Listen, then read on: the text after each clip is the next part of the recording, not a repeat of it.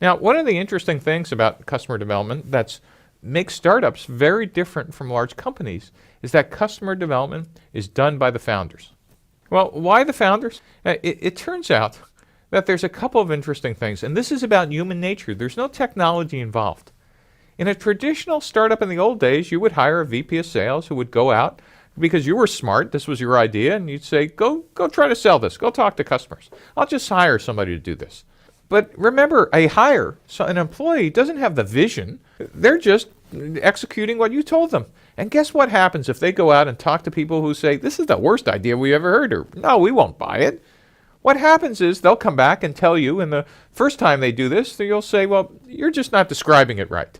And you send them back out for another couple days or weeks or months, and they'll come back again. And if you're like any passionate founder, you'll go, I hired the wrong executive, you're fired. Now just imagine we run the exercise, this time not with a proxy, a head of sales or marketing, but we force you to get out, you the founder, to start talking to customers. And if you got that same exact feedback, it might take you 3 customers or 5 or 30, but eventually smoke will start coming out of your ears because cognitive dissonance is now coming into effect, is that you might realize that your story or vision isn't right.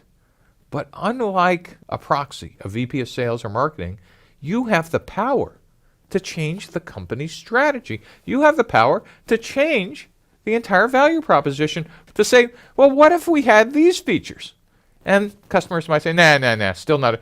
But then if you said, well, what if we had this? They might say, oh, if you could do that, you could have my check right now.